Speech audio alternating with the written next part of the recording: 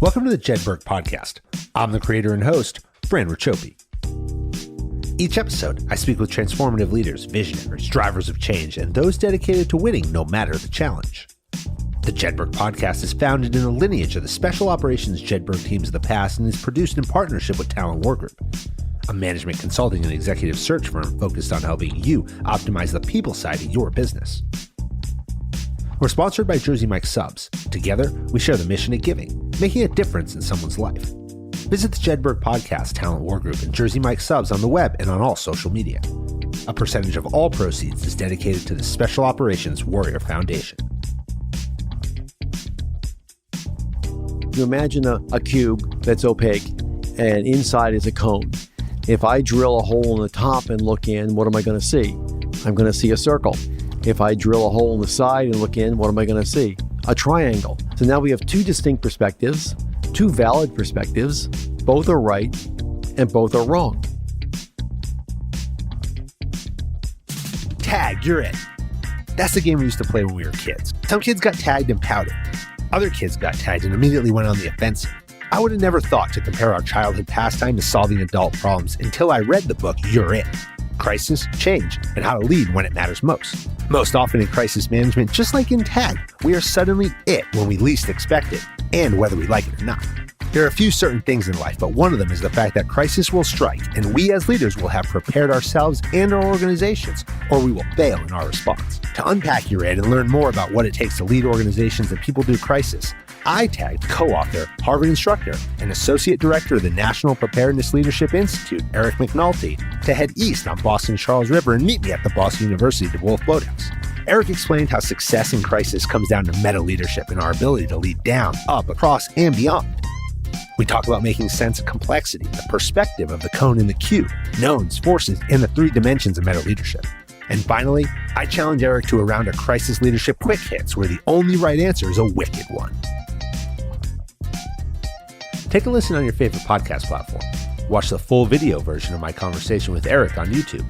Subscribe to us and follow at Jedburgh Podcast on all social media. Pick up a copy of Eric's book, You're It, Crisis, Change, and How to Lead When It Matters Most. Follow Eric on Twitter at Richer Earth and on LinkedIn at Eric McNulty. Learn more about the National Preparedness Leadership Institute at Harvard at npli.sph.harvard.edu and on Twitter at HarvardNPLI. Eric, welcome to the Jedburgh podcast. Fran, thanks so much for having me. And I have to say before we start, thank you for crossing the tracks and coming over from Harvard and MIT over to Boston University. It's awesome that we're here in the boathouse. We're on the Charles River. It is the absolute perfect summer day here in Boston, like 75. When I got out of the car, I'm like, oh man, I want to go for a run. It's so nice. I know. It's one of my favorite views of Boston is this side of the Charles going in town and you get to see the skyline. It's terrific. Well, I gave you the view. You gave me the view, which is nice. Yeah, you get I'm looking. You can't see it on the camera, but I'm looking at the bathroom. That's right. And you're looking at the city, Fran. Let me tell you, it's fabulous. Yeah. You tell me what's going on back there. But I'm very excited and honored to have you here today. As you and I met a couple weeks ago, I read You're It about 18 months ago. Shortly after it came out, I read it, and was absolutely fascinated by what you and your co-authors had put together. And I was had not yet even concepted the podcast in full yet. I was still in this area where I said, well, I want to do it. I don't know. What would I talk about? Who would I talk to? And actually, I read your book and I said to myself, well, these are people who I would want to talk to. Like this resonated with me so much. And so it's great to have you on because you have been on my list of potential guests for so long since we started it, like I said. But you are one of the foremost academic experts in crisis leadership, negotiation, and conflict management. You're the associate director of the National Preparedness Leadership Institute, partnered with Harvard on that, the co-author of You're It, Crisis, Change, and How to Matter When It Matters Most. You advise federal, state, local, and businesses in crisis management, crisis leadership. You sit on a number of boards, including the Crisis Response Journal and the Massachusetts for Elephants, which this is not the first episode where elephants have come up, so we might need to circle back. But thank you for taking time out of your day to come down here. Oh, my pleasure, and thank you so much. I'm really happy the book resonated with you because we wrote it to have a practical impact. This was not sort of an academic exercise, so the fact that it resonated with you means a lot to me. The tagline of the Jedburgh podcast is how you prepare today determines success tomorrow. There's only one thing, and in my experience in reading the book, and I know you know this, but there's only one thing we concretely know about crisis, and that is that it will strike. And we may or may not have forewarning.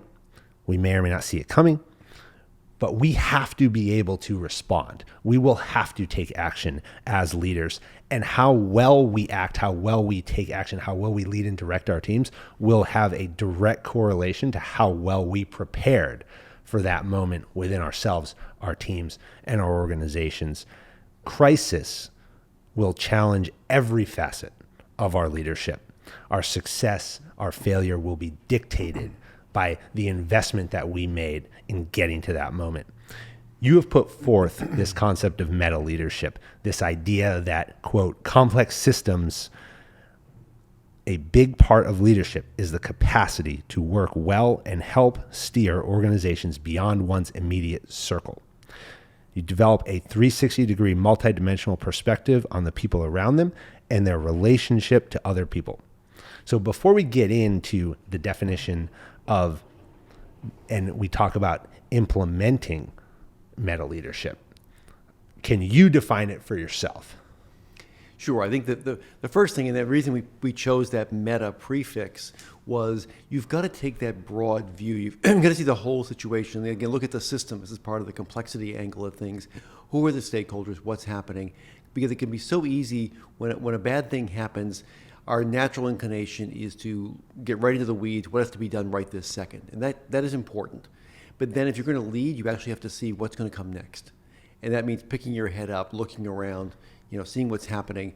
And so that meta prefix, much as the way meta-analysis looks at a lot of studies, looks for the through line across a whole bunch of work, you want to see what is that bigger picture? What does this actually mean? How bad? How long? Who's involved? And I think you brought up the word crisis, which is so important because you can't always prevent the initial incident, the earthquake, the hurricane, the active shooter event. You can always prevent the secondary crisis of a fumbled response. And that's why the preparedness aspect you talked about is so important. And where we've seen organizations really stumble, it's often in that response. They just weren't ready for it, so they made missteps, got behind the cycle, had a really hard time catching up. And so that's why when you're thinking about it, again, you're taking that broad view, you want to see what's on the horizon, what should I be looking out for, what are we going to do? Not in minute detail. A lot of it's about principles. What do we stand for? What are the basic things we have to do and get right no matter what happens? And then being able to do that at speed, at scale, is really what makes the difference. The book is called You're It. Recently, I was catching up with Todd DeVoe, who was our mutual acquaintance. He hosted me on his show a couple months back. But the book came up, and I asked him to introduce me to you like I was talking about. But this concept of You're It, where the leader finds themselves immediately, or whether it's by design, whether they're in a position, whether they get the adage of there I was minding my business, and all of a sudden here I am, the phone call rang, and now I'm it. Right? Or these events happen, but this now tests these leaders. You said crisis leaders have to be psychologically and physically ready to act on a moment's notice. You are the starting point for exploring and enhancing your capacity to lead. It's important to be continually reflective and intentional about who you are and what you do and how you do it. They count on you to have the confidence to respond effectively, keen awareness and understanding of how your personal experiences, your decisions, stumbles, and triumphs got you to where you are now. Each prepares you for the moment that you're it. What does it mean to be it? You're it when you are the person who has to take action, give direction, make a decision in a moment of crisis, in a moment of high stress, and be able to carry that and do it and step up and step in to what needs to be done. So you're the one who can ground yourself emotionally and psychologically, see what's happening, understand what you need to do, and then motivate people to do it.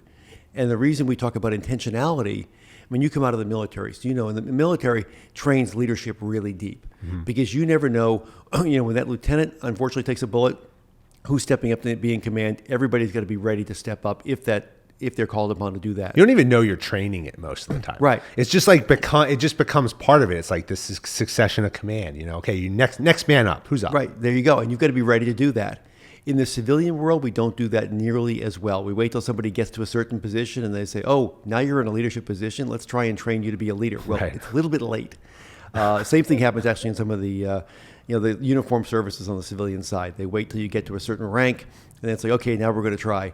And again, that's a little bit late. So we're talking about building sort of the muscle memory, the mental capacity, and you have to own it yourself. So you are it in terms of your own development.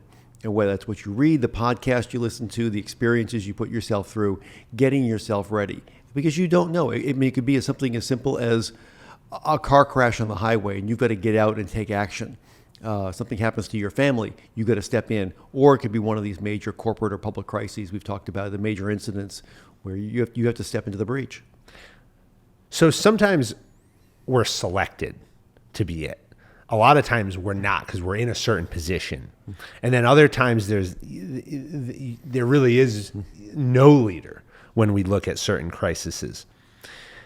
You've referenced in the book a number of these types of events. And so where the people in charge and how they become in charge have varied widely. If you look at the Boston Marathon bombing, it was this concept of swarm leadership. In Katrina, Admiral Thad Allen was the commandant of the Coast Guard, and he was right before his retirement, and he was kind of in a position where it made sense where he was going to take charge. And then the Deepwater Horizon oil spill, was a situation where you're called in the night to come and figure this thing out. Can you talk about the differences of your personal circumstance when you become it? And how that affects your psyche, how that affects those initial first stages, because that it is very different, each one of those, how you actually assume this role. Yeah, absolutely. And I think that one of the biggest differences we see is that the people who think they are it, once they get named it, to put in charge of something, say, oh, they put me in charge, I must know what I'm doing. They're the ones who get into trouble. Why is that? Of course I'm in charge. Of course I'm in charge. They picked me. I must be great. We saw that in Katrina, and I don't want to name names here, but the head of FEMA was relieved of command, of taken out of his job, and Thad Allen stepped in. Mm-hmm. Nobody knew Thad Allen at the time. He, through his Coast Guard experience, had been preparing to lead, had been in leadership roles, kind of knew how to step in and take command and take the necessary steps. Often people, again, they get promoted either because of technical expertise and for political appointees, they get put in because of political connections, and they assume they know it all now. And that's the thing I see that's most consistently true in those who lead well is, first of all, they're confident, but they're humble. Mm-hmm. They're continually trying to get better at what they do. I mean, we talk a lot about mastery. This is like if you're in a martial art or you're a carpenter, you're always striving for mastery, and you're never going to get there. You can always get better. So you're never at that point where I can't screw this up. Whatever I say is going to be the right thing. It becomes arrogance. It becomes arrogance, right? Confidence breeds into arrogance, and you forget that. I always think the famous phrase, "Failure is not an option." And I've heard a lot of people say, failure is not an option. Hate to tell you, but failure is always an option. Mm-hmm. It may not be your preferred option. It's right. Not the one you're shooting for, but things can go wrong, and I think it's important to keep that in your mind. Because you're thinking about, okay, if things don't go as well as we think they're going to, what's plan B? What's plan C? Mm-hmm. How are we going to adapt? What are we going to need? And that keeps you from moving too fast in the wrong direction. And so when you talk about stepping into these roles, I mean, Thad's a great example. Actually, he wasn't commandant yet for Katrina, but he was rising through the ranks. And that was really what brought him to the national stage. And he knew how to step in and didn't have to go in and start actually telling people what to do. He knew how to step in and give permission for the qualified people to do what they knew. They knew they knew how to do, and they knew they needed to do, and also express confidence to the public that, hey, we know what we're doing now. We're going to take care of this, and it helps that you with the Coast Guard, and Coast Guard's got a great reputation for doing that. When he got to the point of Deepwater Horizon, when he was named National Incident Commander, again, really interesting. If you go read the statute, the Oil Protection Act of 1980. It's like 3 lines long what that National Incident Commander is supposed to do. It has no authority. Thank goodness he was commandant of the Coast Guard, so he actually had some resources he could call in right away. But he knew how to inhabit that role and step in and say, okay, I know what I'm doing. When I don't know what I'm doing, I'm smart enough to go find the experts who can tell me what we should be doing, listen to them, and then, and even when you're seeing a really bad situation like Deepwater was, and as Katrina was, express that hope and confidence we're going to get through it, and we will make it right. We'll take the right steps and get through it, and in a way that you are actually aware of what that's going to take. Well, you brought up a couple of points here that I want to dig into a little bit more. Primarily, you brought up this concept of resource management and resource allocation, and in crisis, I think this is an important point because we tend all the time, especially as a public, when they look at these things, they look at someone and they're like, well, this person is going to have all the answers. Okay, and they always want to look at that person in charge and say, well, they've been put in this position due to their expertise, their position, whatever it is, and the expectation is that they're the person who's going to sit down, draft the plan, figure it out. When the reality is that the greatest leaders are the ones who understand just that: resource management, resource allocation, empowerment of the experts. We talk about in the military that the most important generals in the military, and now the generals who listen will get mad at me maybe, but they're all important. Okay, everybody is, but the reality is it's logistics. Yeah, because we can't fight without logistics. We've seen this in Russia right now. If you can't feed the tank machine, you're stopped dead in your tracks. And so this example of Thad Allen, where he's not an expertise in oil spills, but he can be put into that situation to then maneuver and resource allocate, he becomes wildly effective. That's right. And when he knows who to call upon, and Thad always talked about having a list in his pocket, and he calls them dogs that hunt. Mm-hmm. And so it's if you're done any hunting down south, when you put the dogs in the truck, you want the dogs that can hunt, not the ones who are going to lie in the back of the truck waiting for you to get back and give them a treat. That's what my dog does. There you go. Exactly. But I live in the north, so. But he said, you always want to know who you're going to call upon to be on your team. So if you are put in that position and you're it, and you've got to pull together folks fast, you want to get people they know what they're talking about. They're willing and able to make decisions. They know, in the case of a public sector leader, the ins and outs of the laws and regulations that are going to apply, and you can work well together.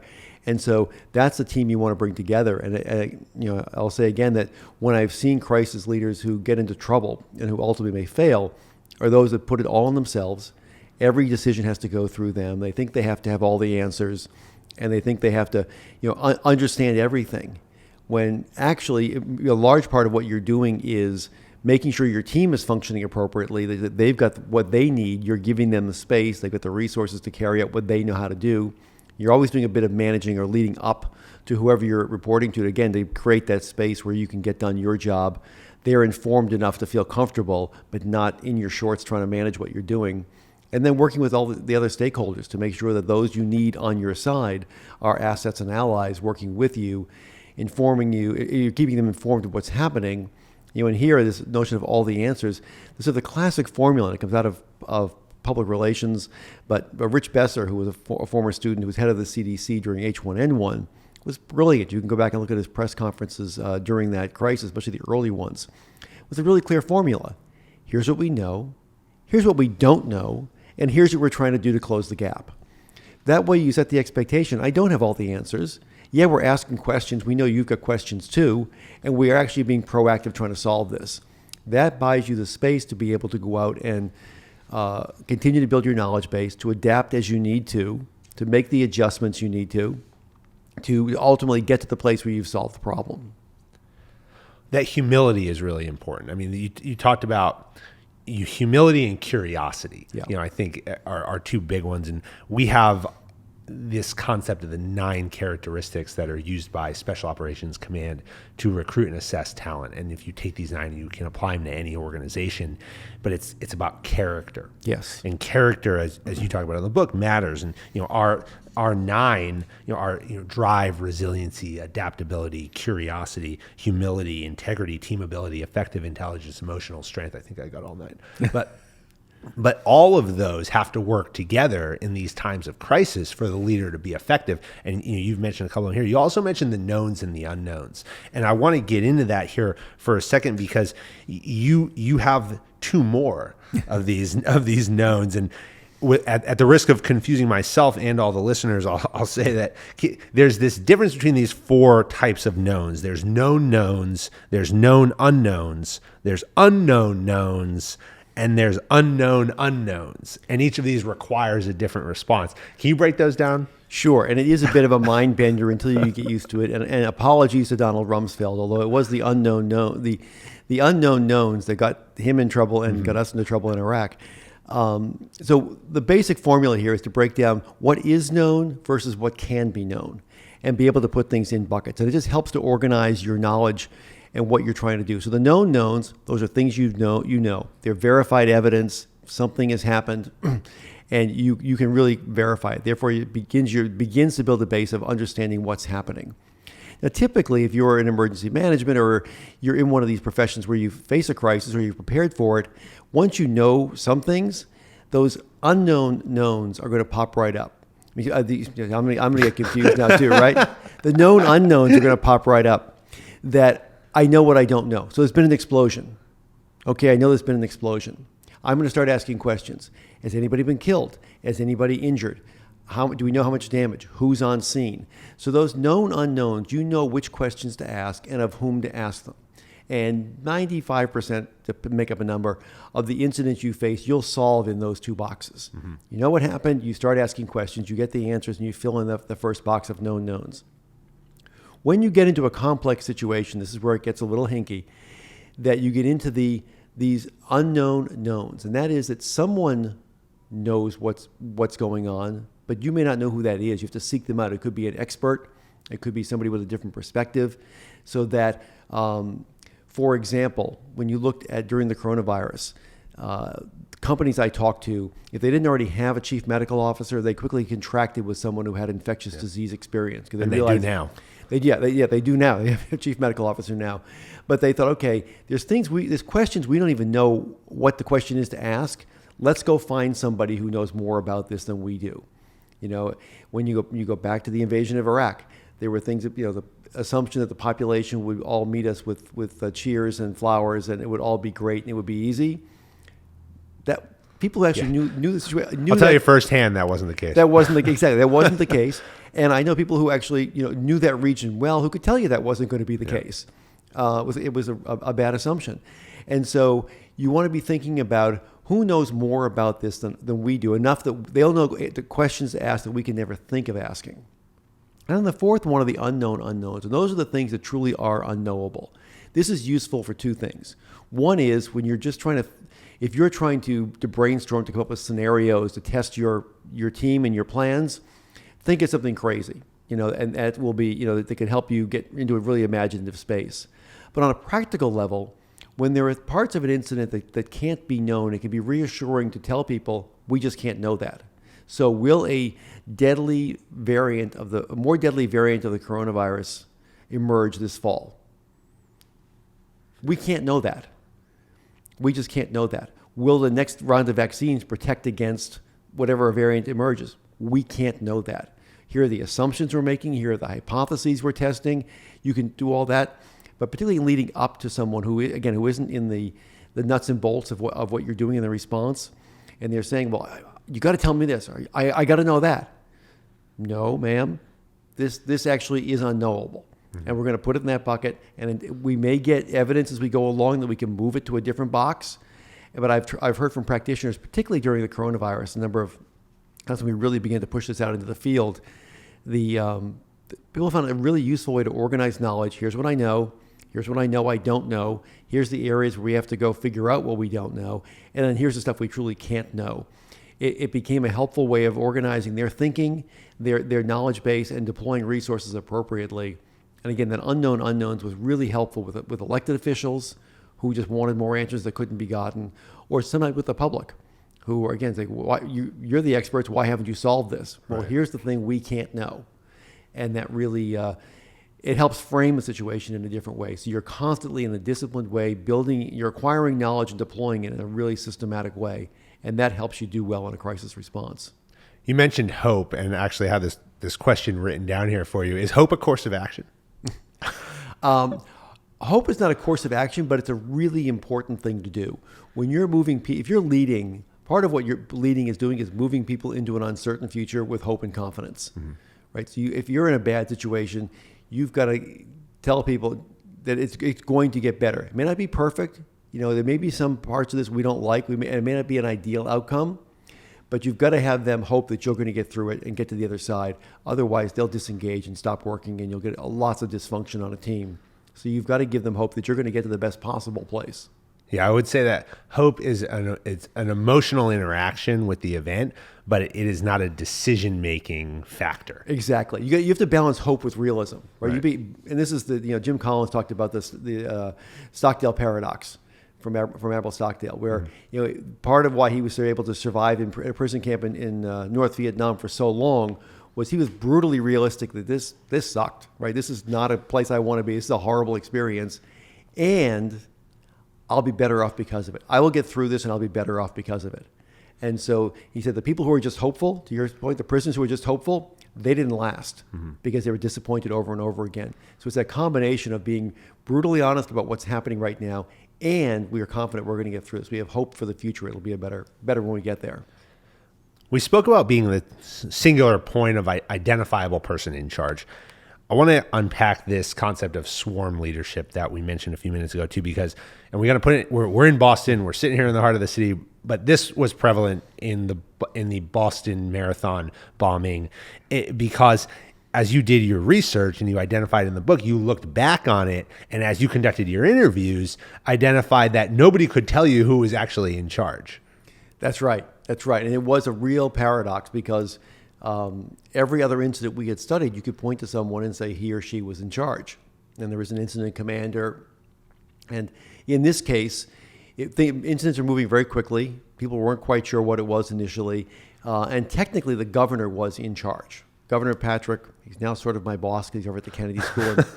He's the so watch what you say. No, I like the governor then. I like him a lot now. But it was one of the things he did was he realized that he was not qualified to be, nor should he be, the operational commander. Mm-hmm. So he often would come into the operations center and say, "What do you need me to do?" or "How can I be helpful?" And he could communicate to the public. He could call the president. There were things he could do to help things along, and he did that very well. But he didn't try and run the state police. He had no jurisdiction over the FBI, other agencies that were involved. And so when we talked to people, again, I think because when they started working, it turned out that these people for the most part, knew each other really well. And that's part of, Boston is the leaders of the different organizations. The different, and everything from the law enforcement to EMS to the Boston Athletic Association. Well, it's Boston. Everybody knows it's Boston. Boston's basically a small town masquerading as a city. And we also were at the end of tenures of a lot of people. So our mayor was in his 5th term. Mm-hmm. Governor Patrick was in his 2nd term. Tim Albin, who was the head of the state police, had been with Governor Patrick all that time, and so on down the line. So they had worked together. Here in Boston, we have 3 major events every year that are run as planned disasters.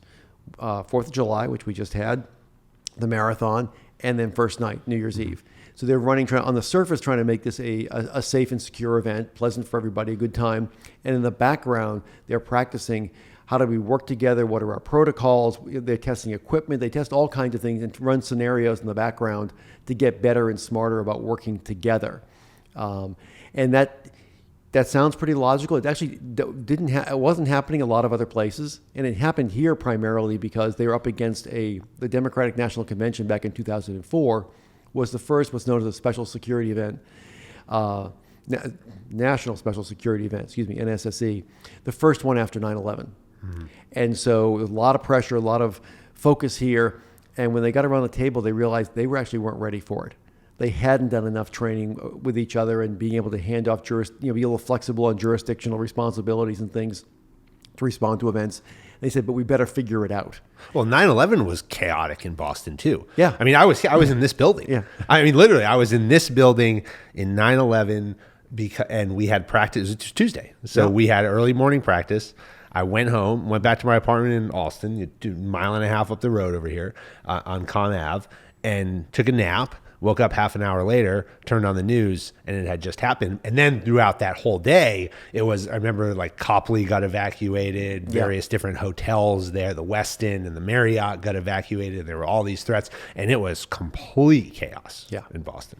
Yeah, and chaos a lot of places because, again, people had Although they had sort of conceptually thought about a terror attack, they hadn't thought about one at that scale. Yeah. Well, and it originated here. And it did originate here. Actually originated in Portland, Maine, but that's okay. They came through here. This is the last point of embarkation. So it originated here. I actually was on the American flight the day before on 9/10. I was supposed to fly on 9/11. I got bumped because of the Jewish holidays that year. I'm not Jewish, but I was going to a meeting, and the meeting got pushed by a day because of the Jewish holidays. Wow. And so I missed that by a day. So that strikes very close to my heart. Yeah. What's that? I didn't know that. What's that emotion? It is profound gratitude. It certainly has informed me wanting to give back, and part of the passion I have for the NPLI and the teaching we do through our exec ed and other programs is part of that giving back, because I didn't know a lot. I was not in this world. I was in doing communication stuff at the time.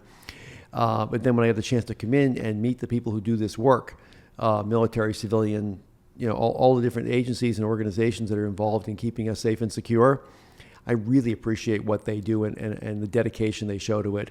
And so ever since that time, I have been profoundly grateful for that, appreciative of what can be done, also a little intolerant to some of the theatrical stuff that actually doesn't do anything, but you have to do some of that. But I also, it isn't just my long legs that make me sit on the aisle of a plane. Then when I fly, I always fly on the aisle, because if something happens, I'm going to be one of the people who stands up and tries to stop it, after those brave people on the United flight who tried to do something. And so, that's sort of preparing for my URIT moment, which I hope never happens. But when you get that close to it all ending, and unexpectedly, it was a beautiful day, dramatically, it was going on a business trip, no preparedness for it at all. It really reframes how you think about your life and what you're doing. Wow. Incredible. I took you off track. That's okay. There are a couple of things, though, going back to this concept of the swarm leadership, there are some things that are required, and you laid them out as unity of mission, generosity of spirit and action, staying in your own lane, no ego, no blame, and trust-based relationships. You hit on the trust-based relationships, a bit on the unity of mission, the generosity, spirit, action, but talk for a second about these staying in your lane and the no ego, no blame. So, and let me just step back just a bit in that.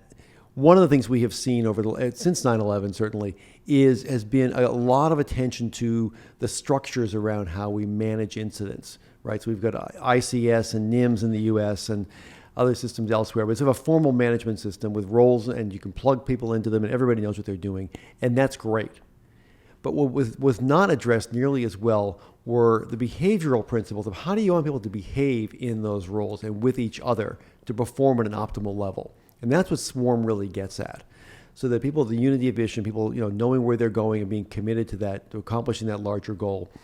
The staying in your lanes piece is about being credible at what you do, credible and reliable in having some of domain expertise, so that people aren't looking over saying, is Fran really going to get that done? Maybe we should get over there and, take that over and say, it's famously anyway, at least in my world, you hear about the FBI saying, push those state and local guys out. We're in charge now. We're in charge now. Feds are here. Get out of the way. Yeah. Go make a sandwich. And pushing people out of the way. And that's easily can happen when there's, egos involved in jurisdictional stuff. We didn't see that here. And it was very much, people knew the state police were doing their job. Boston police had their job here in the city. FBI was running the investigation. And because they had worked together so much, and the people knew each other as part of that trust-based relationships, they trusted each other to get their jobs done. Now that relates then to the generosity of spirit and action. When I trusted you to get your job done and you trust me, I can still say, hey, you okay? Do you need anything? What can we do? How can we help? So one of the big decisions that had to be made right away after the bombings was, do you keep the subways open or closed? Mm-hmm. You got a couple 100,000 people down by the finish line at that point, and a lot of them, Boston traffic and parking is crazy on the best of days. So a lot of them took the T in, or they got to here some other way that wasn't by private vehicle. And the T is the subway. T is the subway. For anyone who's not from Boston. If you're not from Boston, it's that thing under the ground. It's the subway. And so they had to say, is it open or closed? And of course, transportation is a traditional soft target. So if you leave it open and there are bombs down there, you're going to have a lot more fatalities. And it's going to be ugly. But if you close it, you got everyone on the You street. close it, everyone's on the street. Now you got a soft target on the street. How are folks getting home?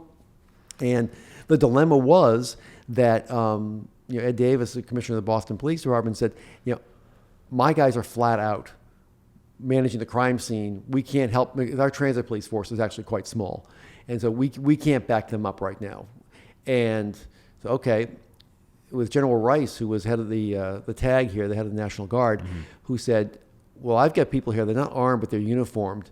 How about we put some guardsmen and women under the jurisdiction of the Boston Police? And you'll take one police officer, 3 guardsmen or guardswomen, and we'll deploy them throughout the subway and provide at least, we can check bags, they can provide a security presence. And they had to check with the mayor and the governor, because in no rule book or regulatory framework are you putting National Guard under the jurisdiction of a local police department. No, I've never No, heard of it doesn't happen. Would have never crossed my mind even. Exactly. Even But and mayors don't like National Guard on their streets typically, because they like their police to take care of things. But the mayor agreed, the governor agreed, Ed Davis and General Rice, Scott Rice agreed, and that's what happened. That's how they were able to open the subways and get people out of here, and while providing security. So that was of the generosity of spirit, of being creative and saying, what's the situation? What do you need? How can I help? Yeah, we'll bend the regs a bit. Nobody's going to get in trouble over this, because we're actually solving a problem. So that's what we mean by that. But that can only happen when you trust people to do the jobs they're supposed to do as well. So you're not this isn't stepping on toes. This is offering assistance. Mm-hmm. So crisis is rarely, if ever, linear. Right. We could frame so many different crisis events as what we call a wicked problem. Yeah. Not wicked in terms of like we're from Boston, so that was wicked, Yeah. It's like wicked in terms of like there's no clear answer. Right. And there's every answer that you have, every decision that you make is going to have some other reciprocal effect, both positive and negative. And so you kind of now have to decide which is the better course of action. You've talked about 3 basic concepts as being imperative to leading in crisis: systems, complexity, and adaptation. But you've also talked about simplicity and needing to break down these problems into bite-sized chunks that have some clear direction and path to follow. Can you talk about these 3 concepts of systems, complexity, and adaptation? And then also, how do you break them down? So it's a really important question. And I think that this is one of the places we see people get challenged. So that's talking about systems is understanding that this is a complex adaptive system. There's a lot of parts, there's a lot of interaction, there's a lot of interdependencies, some of which you see and you know about. Sometimes you don't see them and you don't know about them. And one of the characteristics of a complex adaptive system is that there's not necessarily a direct correlation between cause and effect. So if you're in your car, which is a complicated but simple system, you put your foot on the gas, you are going to accelerate. Because the gas goes in, the spark plugs fire, all those things happen. They're pretty linear function. Very linear function. If it doesn't, take it in. Take it to the shop, right? And then they're just going to tinker Right. and fix the linear, right? That is not the way people work. It's not the way when we have groups of people. They're much more dynamic, and there's many more factors there that come into play. So this is part of that meta view of when you have a systems perspective, you're looking to say, okay, where are my leverage points? What are the things I might be able to do? Maybe actually be a relatively small adjustment that actually has a large impact, or you're always attentive to what are the relationships between the pieces, because if you can change the relationship, you can change the function of the system. And this just bleeds right into complexity. You sort of can't take those two apart. The complexity is that you don't necessarily know what's going to happen. You do X, expecting Y. It may or may not happen. You need to be attentive to what actually does happen, and that's when you need to be able to sense, adapt, and respond. So I always say, more hypotheses, fewer assumptions, and you're testing your assumptions. Those are hypotheses as you go through, seeing what happens and adjusting your behavior accordingly. The simplicity piece, people always think of simplicity as an antidote to complexity, but it's not. Simplicity is an antidote to complication. So when you've got a complicated system, like distributing food to people who've been displaced in a hurricane, that's complicated. But you do your planning, you break it. You can break it down. Okay, how is the food getting here? From where? Where's the plane landing? How are we going to inventory it? All that stuff, and making those systems as simple as possible is what you want to do. Get the complication out of the system. The complexity you have to embrace. Complexity is, and so where you get into the complexity is. Let's figure out what the local population actually believes, what they eat, what their rituals are, who are their elders, understand the culture of what's going on. Because you might show up with all your boxes of food and they say, no, we're not touching that stuff. Yeah, we're not interested. Yeah, we're not interested. And so all that hard work goes to waste. And we see a lot of this in humanitarian response, particularly rapid, when people who aren't used to doing the humanitarian response show up. And so that's when you begin to, again, so open your ears, open your heart, and trying to say, what frequencies am I not hearing here? What are the dynamics between the people, between the different agencies and organizations involved? And what interventions might I make to get us where we need to be? And you're not going to just simplify that. You're actually going to have to put a lot of work into it. And that's a bit of what happened here, again, in Boston from 2004 until the bombings in 2013. Was attending to those relationships and finding lots of ways to build trust, to build reliability and credibility across jurisdictional and organizational boundaries. So you actually had a very cohesive system here among the people who were involved in the marathon and other incidents, and we've seen it in other places as well in subsequent events. What happens if you think too linearly? You wind up in a very frustrating place. And this is it. One of the first things we try and teach leaders to do is understand when you're facing a linear problem versus a complex problem. Because if you're facing a linear problem, you want to think in a linear way, and you can solve it that way. If you're not, that linear, it's kind of a shot in the dark. That linear approach, you may get lucky and it may work. Like, how do you know? Okay, you're it. And now you have to now go through your thought process, which we're going to get into in a second. But it's like, how do you know if you're in a complex problem or a linear problem? Generally, if you are, the more that it involves people, and particularly people who don't know each other or aren't normally working together, you're going to have complexity because you've got different framing of the situation, you have different beliefs, you've got different traditions, you've got all kinds of things that make it harder to just apply a linear solution. So, if you're in the military and you're with your unit and everybody knows each other well and you're aligned behind, in this case, the Army values and the Special Forces, you've aligned around these things, you know what to expect from each other. Mm-hmm. And then you can those linear solutions go a lot smoother, or you can sit down and say, we don't quite know what's going on here. Let's try and figure it out. And let's try some new ideas. That's when you realize you're in that situation of complexity. When you're going into a place, again, where you don't know people or you don't know all the factors around it, you should be thinking in complex terms and think, okay, let's, again, being really attuned to the relationships between people and the organizations. Not less about what they're doing, but why they're doing it and what's driving them, what's motivating them. Because until you understand that, you'll have a really hard time making the what work the way you hope it will.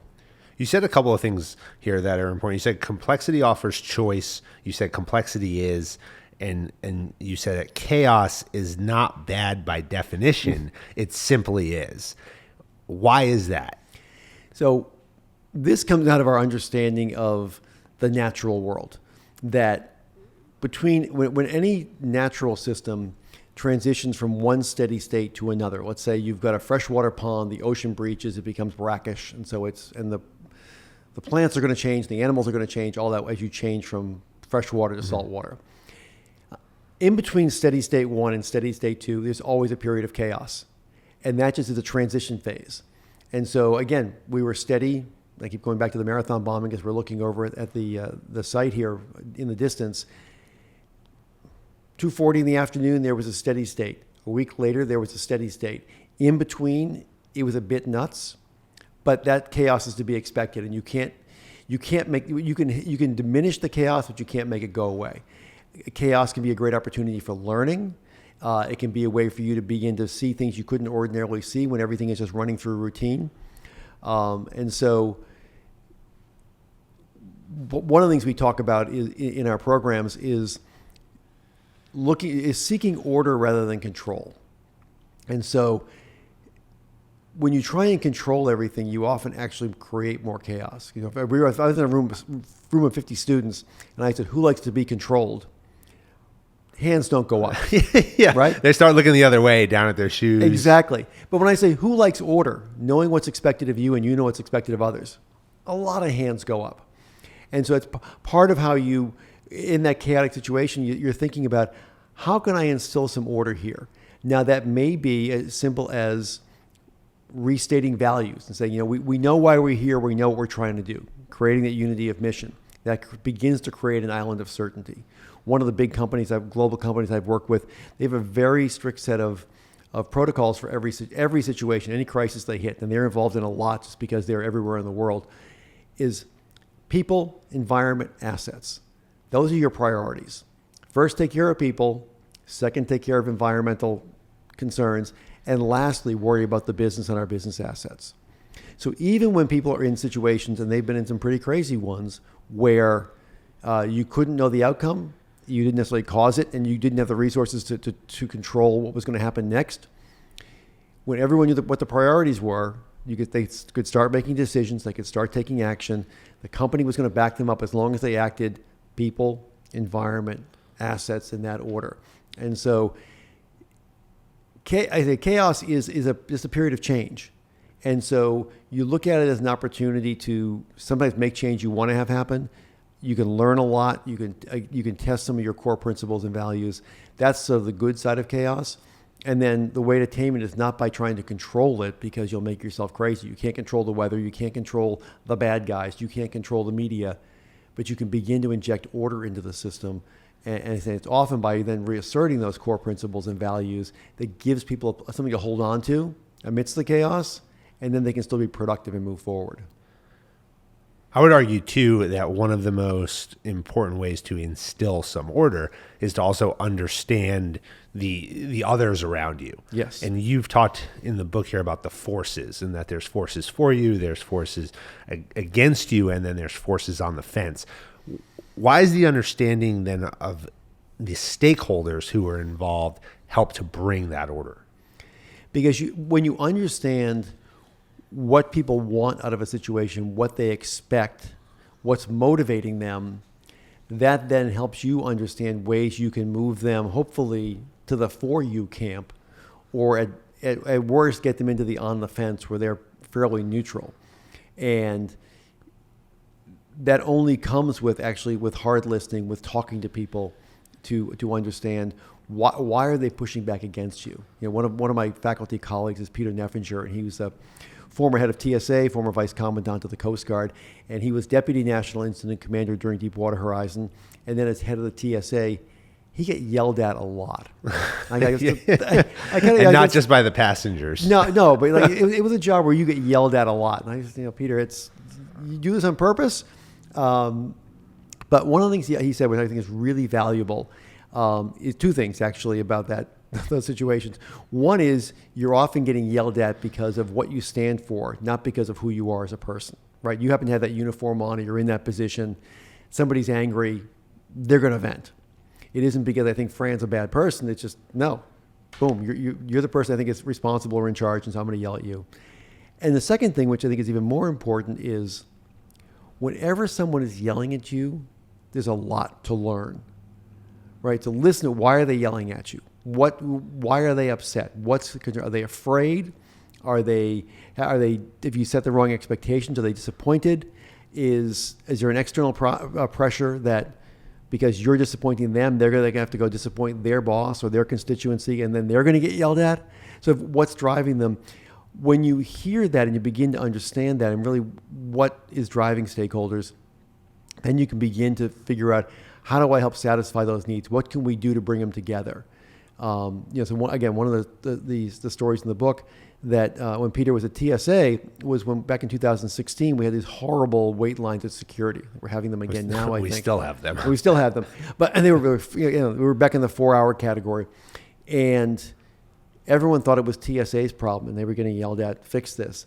And then TSA realized they couldn't solve that problem because it actually wasn't their problem as one agency. It was the collective problem of the airport community, because it turned out that because TSA didn't know exactly how many passengers were coming through any part of the airport at any one time, they couldn't properly allocate their staffing to get people through. It was one of the problems, and the airlines hadn't been willing to share that because it was competitive, it's sensitive information.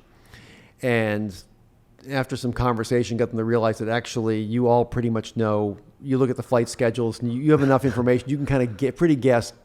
You guessing. can go on the website and see the seat map. And figure out exactly how many people are coming. You can kind of figure it out, right? So I'm sure there's analysts in those companies who are doing that all day long. Exactly. And so they then began on a daily phone call sharing that information at the top airports in the country, which then let TSA better deploy its resources. And that problem went away very, very quickly once they began sharing information. So with understanding, okay, what's a legitimate concern here? What's not, perhaps an overblown concern like the competitive sensitivity of this information, and getting them to work together rather than being in an adversarial relationship. And so making it our problem, our solution. Let's get at this together. That gave you the resources and leverage you needed to actually solve the problem. If it was just pointing at TSA, they were never going to solve that problem. Mm-hmm.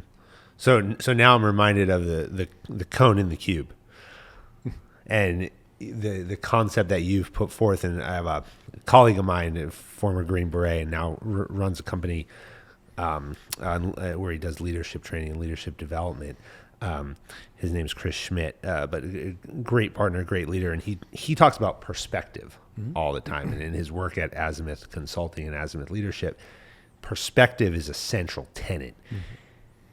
This concept of cone in the cube, as you just started to kind of talk about, really comes down to the way and the angle at which you view the problem shapes your perspective, and then subsequently informs your biases. Absolutely. So can you talk for a minute about the cone in the cube? What is it? And then how does that shape the cognitive biases that then shape your opinions on certain matters? So it is the cone in the cube. This is tough to do on audio, but I'll do my best to describe We'll it. put a graphic up. We'll put a graphic up. But it's a simple representation of just what you talked about. It is understanding perspective, yours and others.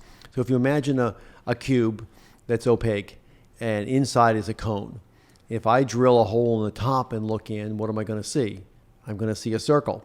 If I drill a hole in the side and look in, what am I going to see? A triangle. So now we have two distinct perspectives, two valid perspectives. Both are right and both are wrong. They're right because you saw what you saw. You looked in and saw a circle. You looked in and saw a triangle. But they're wrong because neither one saw the cone. And you only get there by integrating those perspectives. So when you're leading, it's really important to understand that you have a perspective, and that is informed. If I'm looking through Peephole A, at the top there with seeing the circle, and I've got 20 years of experience doing that, I've written 15 papers on that, blah, blah, blah. I get really invested in that view of the world, and I tend to... And emotional. Emotional. Yeah. And we know that, from confirmation bias, one of the more common cognitive biases, we tend to overvalue information that supports what we already believe, and we discount that which may contradict it. So I get really passionate about that's a circle in the cube. You have to understand that once you accept the fact that you can't alone see everything and see it from every perspective, that opens you to begin asking questions. So you get beyond that confirmation bias, beyond the other biases that come from your direct experience and expertise. We saw during COVID and other public health emergencies, different epidemiologists looking at the same data coming to different conclusions about how fast someone's going to spread, how deadly is it going to be, et cetera, et cetera. We saw lots of debates about when do we close businesses and schools, when do we leave them open, masks on, masks off. And I would say nobody got it right. Nobody got it right. Nobody got it 100% right. No, and I don't think nobody was ever going to get it right. This is where you've got to. This is back to that sort of have a hypotheses, not assumptions. Take that multi-dimensional view and iterate your way forward. Test things and see. Yes, actually, masks are really good in a lot of situations if they're worn properly, the right material, et cetera, et cetera.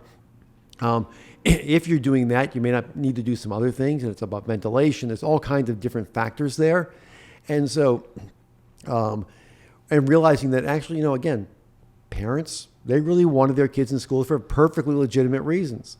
And businesses wanted to stay open for perfectly legitimate reasons. So how do we work that series of trade-offs? There is no, that kind of situation, you're in the land of bad choices because there's no perfect choice. No one's ever going to get it perfectly right. And I think the best you can do, which we didn't see a lot of through this under either administration, so I'm not being political here, of saying, hey, we're doing our best. We think this is going to work. Here's how we're going to know if it's working or not. And we're prepared to adjust. If it's not working, we're going to adjust and try something else. And just get the public used to the idea that we're kind of figuring this out as we go. We don't open the playbook and say, here's the answer. Let's follow ABC and we're done. There's 3 dimensions of meta leadership: the person, the situation, and connectivity. If we start with the person, you've defined this as understanding who you are, your character, your purpose, and then through that conversation, you've introduced these concepts of freeze, flight, or fight. You also introduced this concept of the basement. And I actually really like this because I was driving up here today and having a conversation on the phone with my wife, and we were talking about an issue with my daughter, and I said, Lily always goes into the basement. And she said, my wife immediately said, what book did you get that from? And I said, I got it from your end. I'm on the way to talk to him right now. So I'm already using it. Yeah. But I think this is an important factor in crisis management. And I hadn't heard it put like this, but I'll read a quote and then I'll turn it over to you. But it's quote, never lead, negotiate, or make major life decisions when you're in the basement. The speech or decision you make when you're in the basement is the one that you'll most likely regret. Remember, the problem is not in going to the basement. The problem is how deep you go, how long you're there, and what you do while you're in the basement. Unquote. So what's the basement and why do we go there? So the basement is a phrase to describe that instinctual survival instinct we have whenever you're faced with a threat. Some people call it the reptilian brain. Some people call it the amygdala hijack. We happen to call it the basement. It's a term we got from a colleague of ours, Isaac Ashkenazi, in Israel, that when you're faced with any kind of threat, it can be your daughter's misbehaving, someone cuts you off on the highway, it's regular. You hear gunshots, you hear any number of things your brain is hypersensitive to risk and reward, particularly risk, because your brain's primary job is keeping you alive. And so if it senses a threat, it goes into this survival mode, which is freeze, flight, fight. It's sequential. We all go there. It's instinctual. It happens before you know it. And if you look at a rabbit out in the backyard, when it senses you're there, what's the first thing it does? It freezes. Mm-hmm. Because predator brains are very sensitive to motion. So if it freezes and the predator doesn't see it, the predator's not going to catch it and eat it. If the predator sees it, the second smartest thing to do is run like crazy, flee. And then if you get caught, you fight. And so we have that in there, and we all go there. That's why we say you can't stop going there. But you can, when you know how to get out, you can move from reacting to responding. And so, again, in the military, you are trained extensively so that when you're being fired upon, you don't go into panic mode. You know what to do. You've got training you can rely upon. And that's the basic secret here. We don't have to go into the military to get it. Knowing something, once you can demonstrate some self-competence, so take 3 deep breaths. Count to 10 was what my grandmother always said. And you're angry, count to 10 before you say anything. And I didn't know she was a neuroscientist, but she was right. That, go make a cup of coffee, whatever it is. When you can do something you know how to do, that tells your brain we no longer need to be in this survival mode anymore. That turns off that amygdala response that had created the freeze, flight, fight, and get you back into what we call your routine circuits of your learned behaviors, and then you can then go up into your prefrontal cortex where you do your complex problem solving, your executive circuits. But you can't, it's sort of the way our brains are wired, because when you're under threat, your brain wants to keep you alive. It's how it's going to react. I always think of it like rebooting a computer, if we still do that. But it kind of resets things. And again, 3 deep breaths works really well for me. Some people want to count. Some people, I don't care if you're singing your school fight song, whatever it is, do something you know how to do before you try and get in front of the media, direct your people. whatever it happens to be, do something you know how to do. That's why checklists are so great. The things on the checklist may not be the perfect things to do, but they get you started doing something you know how to do and you've rehearsed and you've practiced. Well, you and I talked about that when we spoke a couple of weeks ago, where we often get in these worlds where we say, well, we need to establish practices that teach us how to think versus tell us what to do. Because every situation is different. And although every bombing is not the same, every hurricane is not the same, every earthquake is not the same, generally you could define a process in which you have to think through certain response protocols. Right. But you can't write a script that says, this is how I respond to a hurricane. And then every time a hurricane happens, this is exactly what you do. So those checklists is something we used extensively in the military. Look at pilots. Right. I mean, the pilots get in, and I was having this conversation actually with somebody a couple weeks ago because we were talking about the interoperability of teams. Actually, I think it was in this boathouse. So it was actually because one of the things that we talk about in athletics, and when you build teams in athletics, is time spent together. Yeah. And what you'll hear a lot of athletes talk about is, well, we didn't practice enough together. We didn't have enough time together. We weren't in the boat long enough. We weren't on the court long enough together. So we don't understand how each guy responds. And often what I'll come back with is the greatest pilots in the world. And we're talking about Coast Guard pilots. We were fortunate enough to interview a while ago in episode 17, General Clay Hutmacher, who commanded the 160th Special Operations Aviation Regiment, the greatest pilots in the world. They don't fly together every day. No. They rotate crews. American Airlines. I mean, and you've seen stories of potential air disasters averted all the time because they have a checklist that builds confidence and trust with the pilots sitting in the cockpit together, and they know exactly how they got to that point, and they know exactly what the protocols are in order to get themselves out of it. That's right. And the other, it's very important to have that right because you will go to that base, but when you know this light is flashing, I know, okay, that light's flashing. I can immediately get to therefore I know I hit this switch or I pull this back. That helps get you out of there. It's really important. But the time together piece is important also in that, not that you have to be, person A, person B together all the time. The aviation example you brought up, it used to be that the pilot was king. It was always back then, always guys, right? King of the cockpit, and whatever the pilot said went. And there were a number of disasters they learned that could have been averted had the co-pilot or a member of the crew had the confidence to speak up and say, you're wrong. And the pilot have the humility to listen and say, you know what, this isn't quite right. They've changed the culture now to make it not only acceptable, but expected that you will listen to bad information. Everyone's looking for anomalies and reporting them up. And when you take it seriously, that also. So I think when you're talking about a team throwing people together who haven't spent a lot of time together, knowing when people are behaving predictably according to the checklist, and then when something's not quite right, and then that's where you put your attention. Okay, why is this not right? And then you can fix it, and then you go on and you get back on track. Yeah, we talked about this a couple episodes back, actually, with Dawn Riley. And Dawn Riley is the executive director of Oak Cliff Sailing now in Long Island, but she's probably one of, if not the greatest female sailor ever. And I asked her that question. I said, when sailing teaches you this great concept of when in charge, be in charge, when not in charge, follow, and when to get out of the way. And you talk about this overall responsibility of the captain and the skipper, but she brought that up too, that everybody in the boat still has a responsibility for safety, for a blatant wrong decision. And there's actually protocols built in where even if you're sitting up in the bow and the skipper says, hey, we're going to do this, that you can yell back, hey, whatever command they've come up with that says like, no. Right. And then they have to listen. Exactly. And I've spent a lot of time on the water myself, and I think it's a great situation to think about because you have to have confidence in yourself and in your craft, and still realize that Mother Nature always bats last. Right? You could have a quick storm or change of wind, something happens. Sailing will teach you that too. Sailing will teach you that. I've done some ocean kayaking, and it's like things can go wrong in a heartbeat, and so you got to be ready for that as well. So it brings you that humility to like, okay, let's pay attention to what's happening the way it's supposed to and what's not.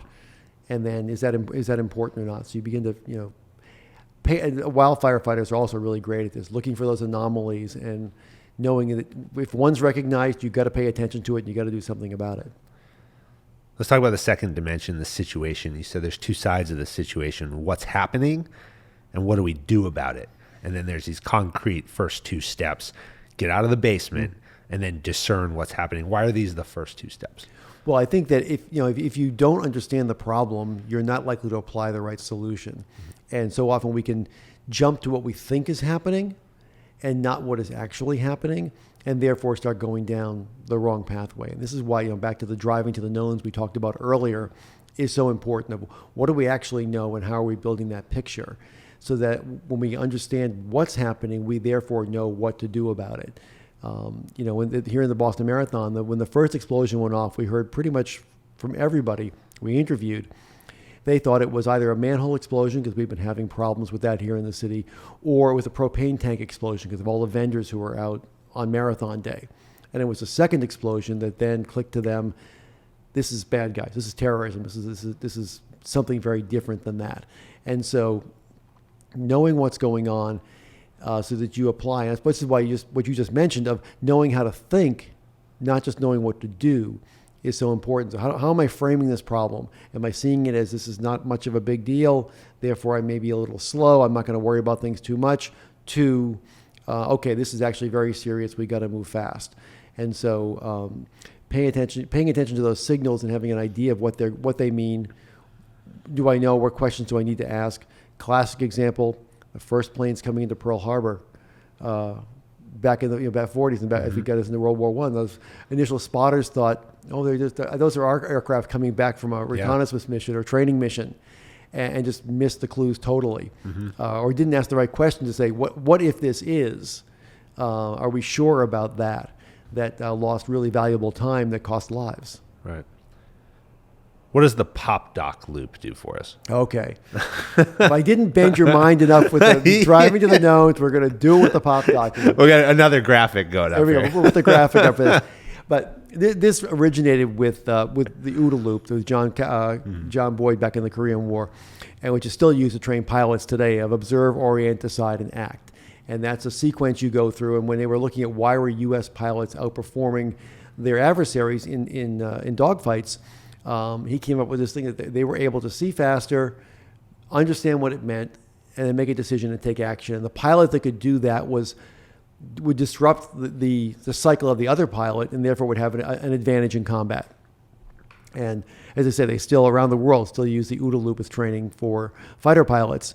And when we started looking at this, we were very intrigued by that idea. But we realized that as complicated as a fighter cockpit is, it's still not complex, right? There may be a lot of controls. You're moving really fast, but there's certain things you're going to do, and only certain things you can do. Leaders in a complex situation have many more stakeholders to worry about. You have many more dynamics to worry about. So how could we expand that concept?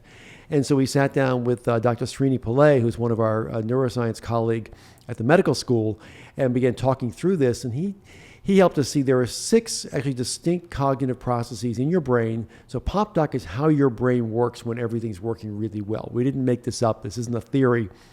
That it starts with perceive. Boyd had orient, we have perceive, want it to be more active. So open your aperture wide, bring some data in, what's going on, what can I see is happening. You then orient, as they did in the OODA Loop, looking for patterns. We humans make sense of the world through pattern making. What's going on? Where's the stimulus and response? Is it repeating or not? Because that's how we make sense of the world around us. And if an event is unfolding, you're trying to figure out what is it? Okay, what patterns do I see? Patterns tend to repeat themselves. So once you begin to see the patterns, you can then begin to predict what's likely to happen next. This is really important because as a leader, you want to be anticipating what you're going to face, not just what you're facing right now, but what's coming next. It's the respond versus react. Exactly. And so I can predict this is going to be a long incident, or there's going to be loss of life, or whatever the prediction happens to be. And you, in an ideal world, make multiple predictions and put some probability against them. but again, depending how fast you are and how many resources you have. But that prediction then should tee up some decisions, so that we're looking at a figure 8 here when you see the graphic on the video. That on this left hand first 3 steps are on the left hand side of this figure 8: predict, orient, perceive, orient, predict. Those are your thinking steps. You're sort of doing your initial analysis. You then cross over, because if you've made a prediction, you now have to do something about that prediction. It tees up the decisions you're going to have to make. If we think this is going to happen, okay, here are the resources we need to deploy and by when, and we have to get permission from so-and-so, whatever it happens to be. Here are the decisions we're going to need to make. Once we've made the decisions, we've got to turn those into action. You've got to operationalize them. You've got to, okay, so if we've decided that we need 1,000 people down on the Gulf Coast to respond to this oil spill, we've got to start thinking about where are we going to get them, how are we going to transport them, et cetera, et cetera, et cetera. Because if you don't make that connection, the decision's worthless. Right. So you've operationalized, you've turned it into action. Then the C in the pop doc is communicate. Make sure everybody knows what's going on. What's our mission? What's your part in the mission? What are you supposed to do? Those kind of things. And communicate actually animates a lot of this, but we couldn't figure out a good way to do that, so it's the last step in the 6. And then it's a figure 8. So once you've done that, you go back around to perceive. Did our actions have the intended effect or not? If they did, great, we do more of that, or if we've solved the problem, we move on to the next piece. If they didn't, now is your time to adjust. So how are the patterns shifted? What do we predict is going to happen next this time? And, again, people go through the pop doc loop in a second or less in a situation they're trained to face. Mm-hmm. Again, you're in the military, you're in a combat zone, you hear gunfire, you very quickly assess, is that us or is it them? How close? What caliber? Mm-hmm. You very quickly figure that out, and then what you're going to do about it. In novel situations, or if you're in a, not in the combat zone, but you're just facing a corporate crisis of some sort, that pop doc is a great way to orient the crisis team. Let's sit down. Actually, one of the companies I've worked with, they have a very strict process of writing this stuff down. Okay, what do we know? There's our perceive. So what patterns, what do we think is happening here? They begin to do their analysis, and they go through, and okay, our prediction is this, and they write the decisions down. They write all these things down. And that initial one may take them 45 minutes or an hour to go through, but get everybody on the same page. And then they disperse, they start making the decisions, take the actions, they come back. It could be an hour, 2 hours, depending on the situation, a few hours later to say, okay, let's reassess and go back at it again. It builds a real rhythm into your response. And so as a leader, again, you're creating some predictability in what you're doing. This helps tame the chaos we talked about earlier, because you've got a really stable process, but it's a linear process around that figure 8. But it helps you incorporate a lot of complexity, because you're always sensing what's happening, what's changing, how do I need to adapt what I'm doing, and not get stuck responding to what we thought was happening a day ago. Yeah. The third dimension is connectivity. And connectivity is a core concept of the whole meta leadership piece, because it's the ability to work with others. I mean, right. Crisis doesn't happen in a vacuum.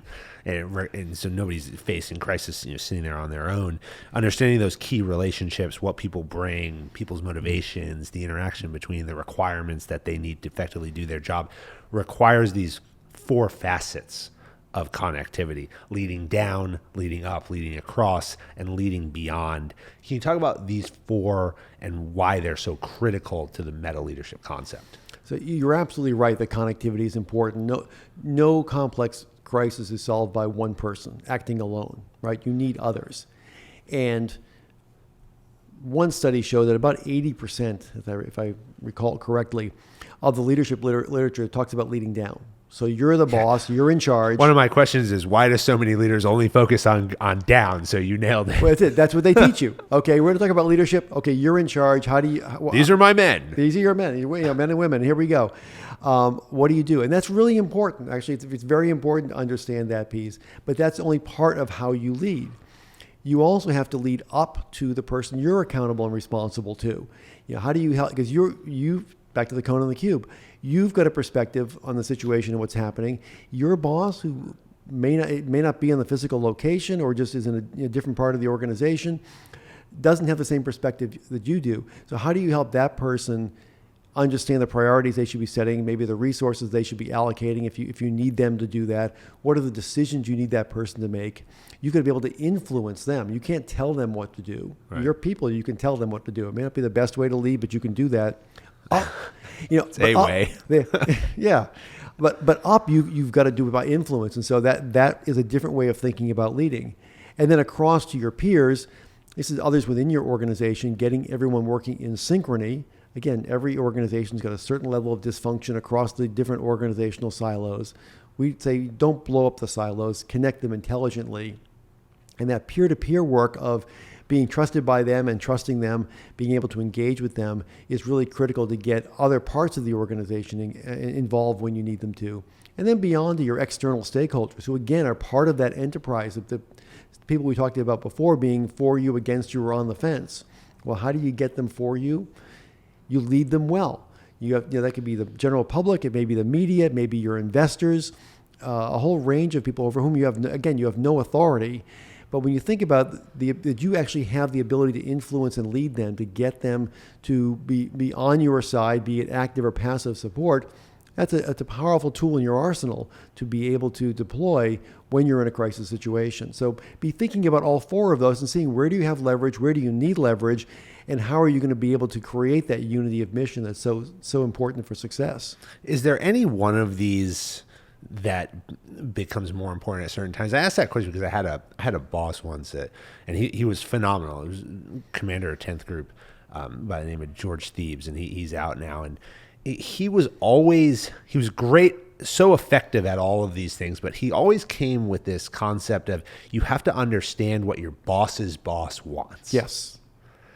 And, at first, especially as a young officer, you're like, what the hell is this guy talking about? My boss's boss, who cares? I don't even know what my boss wants. But he was very effective because he always came with that perspective. Why? Because, and I know you don't know him from anybody, anybody walking down the street. No, but it's great. But I do agree. I think, and it's great advice when you're trying to figure out why is your boss behaving a certain way? Why are they asking for certain things or demanding certain things or behaving in a certain way?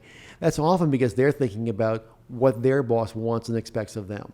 So is it answers? Is it results? Is this going to slow us down? Is this going to delay a product release? Whatever that happens to be. They're worried about different things than you are.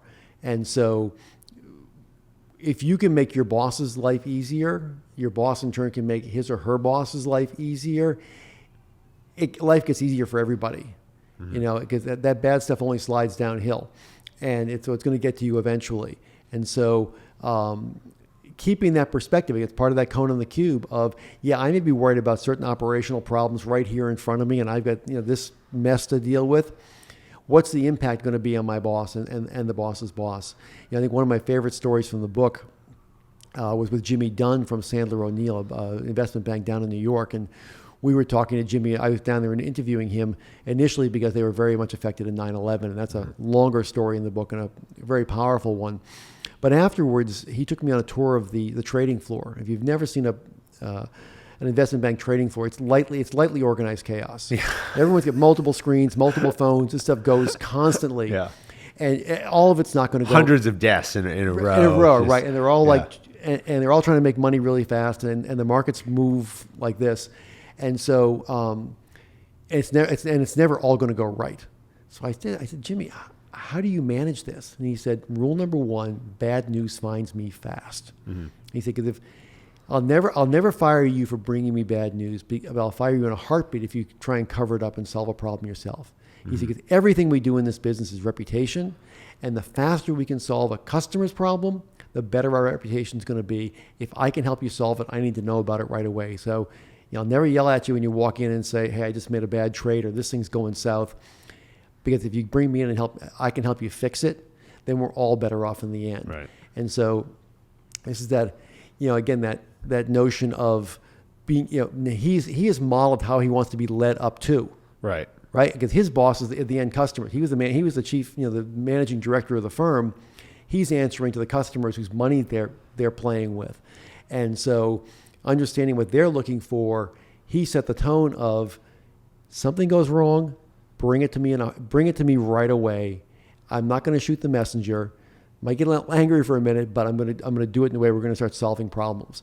And so realizing what the different pressures are at different levels basically helps you save the boss from him or herself. Mm-hmm.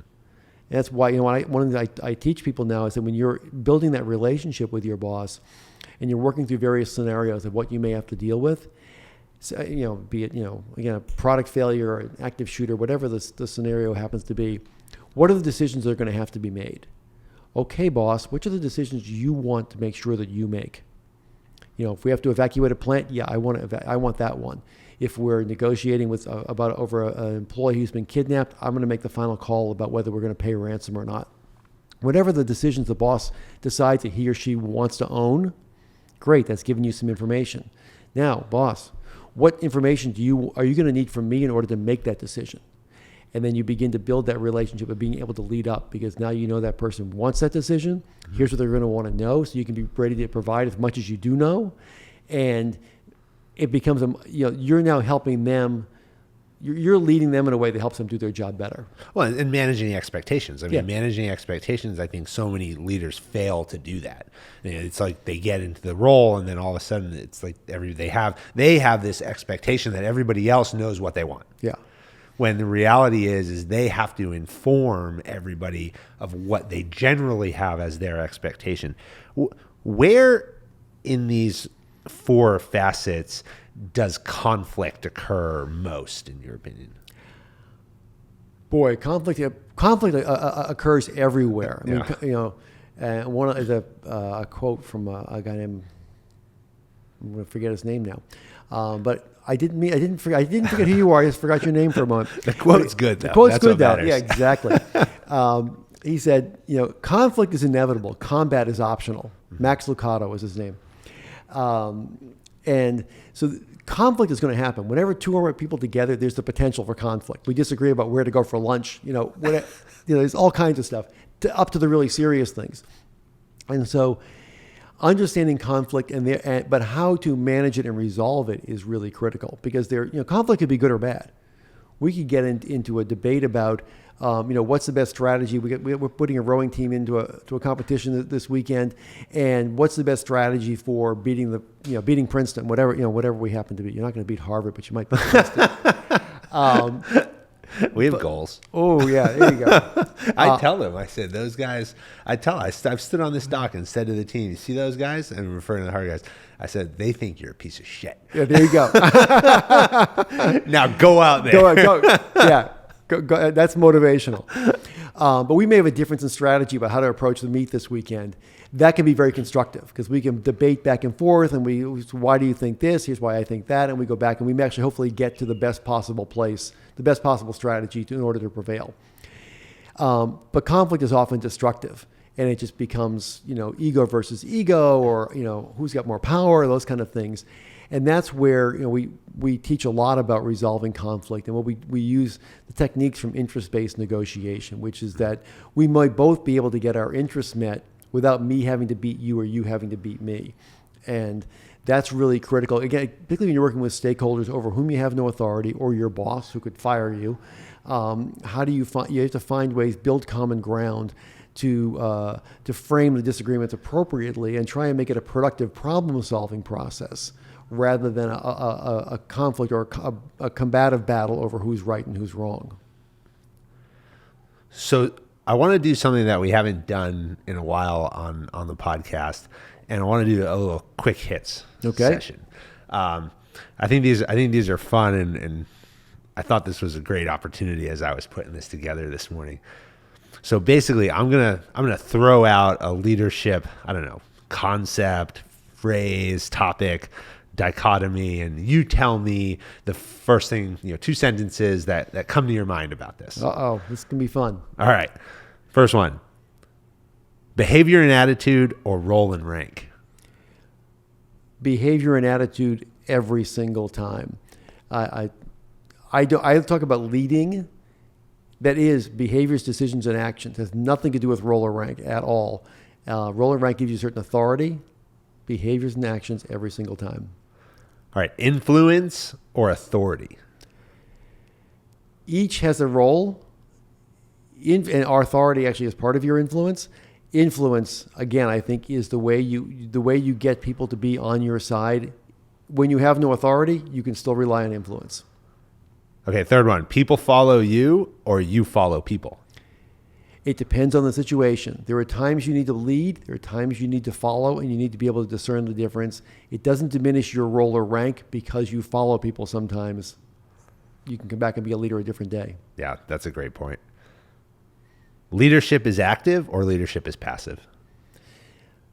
Leadership is about the most active thing you'll ever do. You've got to do it daily, disciplined, be very intentional. I can do this, we can do this. Ultimately, it's going to be we can do this. I is part of we, but if you try and do it alone, you ultimately will fail. You can't carry it all. Chaos or control? Ooh, that's a tougher one. I'm going to go with chaos because you can navigate chaos. If you focus on control, you'll just create more chaos. Okay. Authenticity or authoritarian? Authenticity is what gets people to follow you, no matter how much authority you have or do not have. Perfection or good enough? It's a common trap here. It is a common trap. I will always go for good enough. Perfection is unattainable, and it gets you focused on mistakes, not on solving the problem. And I think I would add, too, that it gets you focused on, you talked a lot about those unknown unknowns. Yeah. And when you're focused there, you can't get out of it. You can't get out of it. Exactly.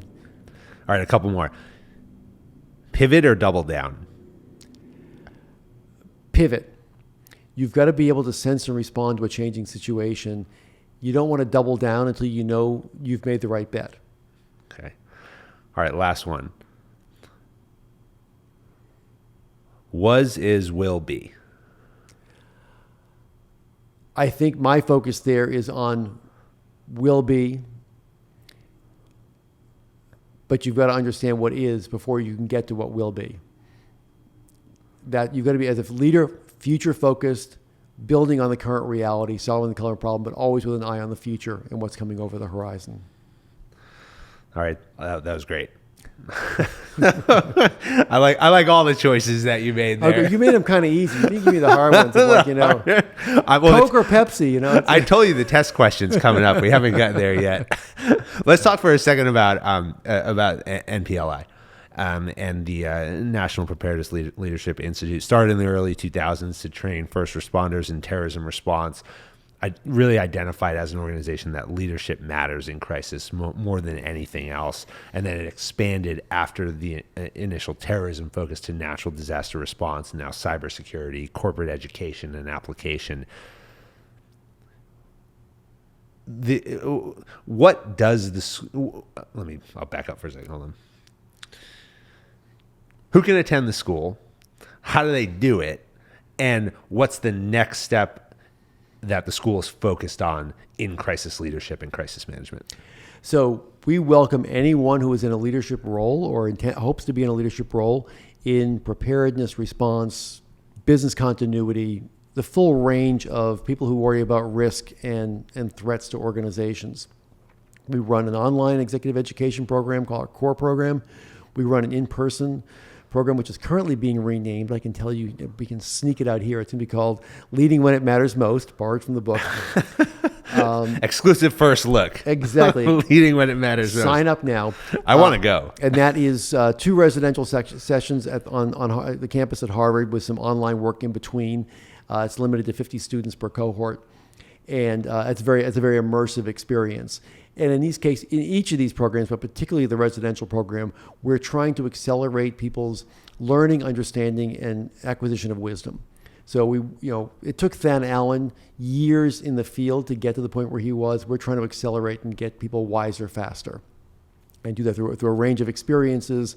We've got a great faculty. We've got a lot of great guest speakers who come in, and we try and make it a very active, engaging learning experience.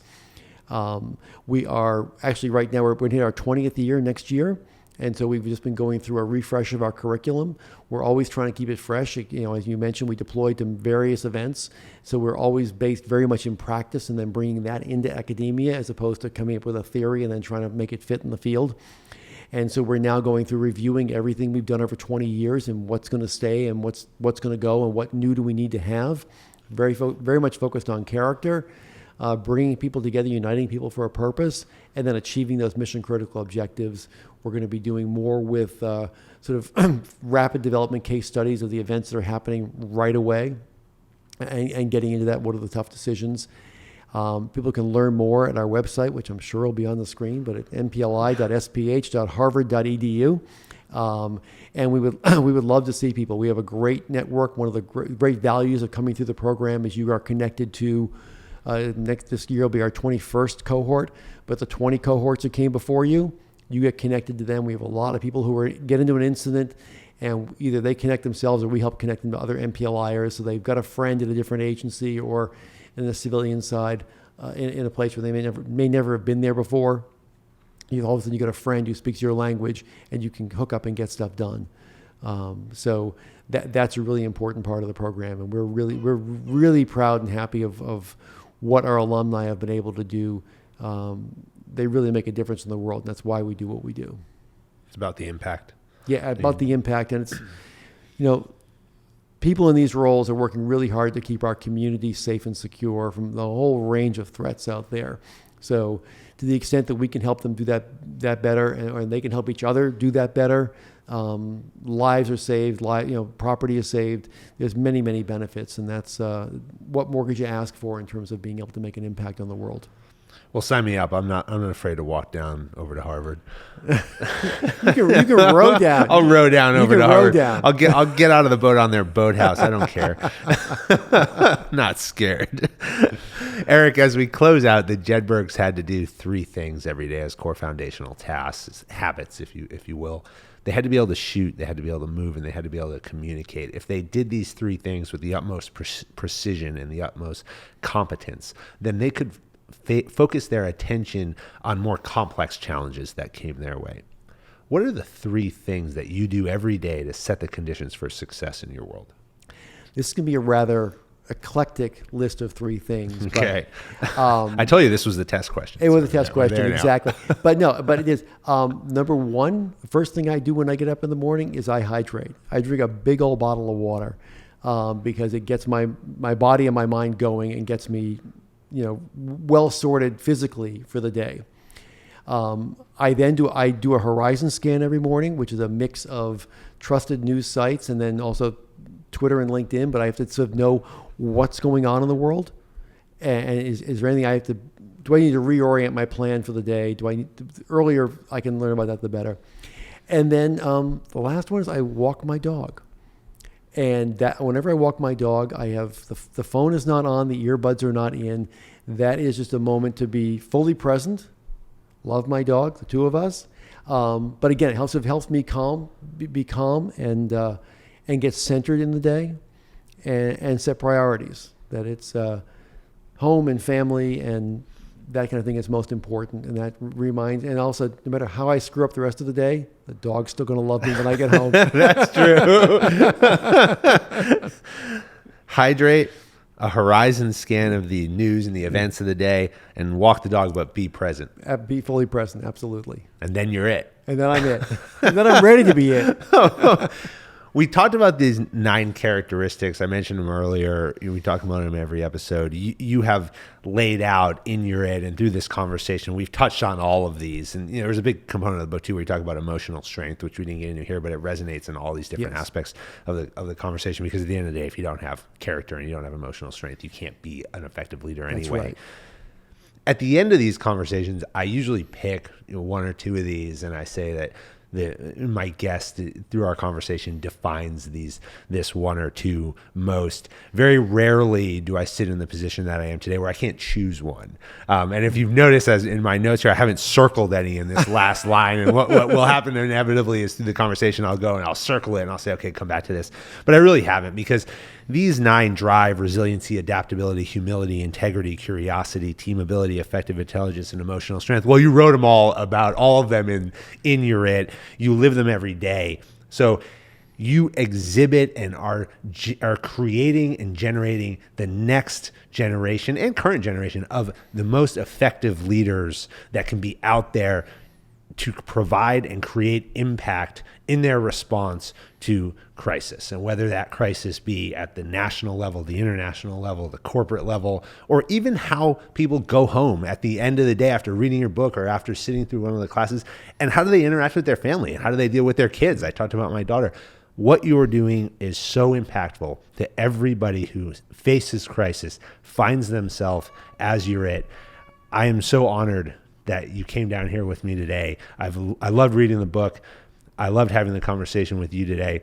Today is my birthday. Happy birthday. And thank you. And I could not think of a better way, honestly, to spend my day than to do it with you. I appreciate the copy of your It. This is really truly an honor to have sat with you. And I look forward to continuing the conversation. Well, thank you. And thank you for having me here. And I really appreciate the work that you're doing in bringing all these conversations forward to your audience and continuing to pay forward your service to the country. So thank you. And I also look forward to continuing the conversation.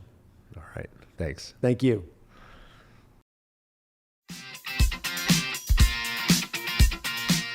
American Jedburghs went out to form the foundation of the United States Special Forces and the Special Activities Directorate of the Central Intelligence Agency. Thanks for listening to the Jedburgh Podcast. I'm your creator and host, Fran Racioppi. Join us next week for a new episode on Apple, Spotify, or wherever you get your podcasts. Check us out on YouTube for full episodes, highlights, and other behind-the-scenes content. If you like what you heard, give us a like and leave a review. Follow me, Fran Racioppi, Talent War Group, and our sponsor Jersey Mike Subs on LinkedIn, Instagram, Facebook, or Twitter. Send your comments and inquiries to media@talentwargroup.com. As former members of Special Operations Forces, the Jedburgh Podcast and Talent War Group contribute a percentage of all profits to the Special Operations Warrior Foundation, supporting the families of our fallen warriors. Thanks for joining us on this episode. How you prepare today determines success tomorrow.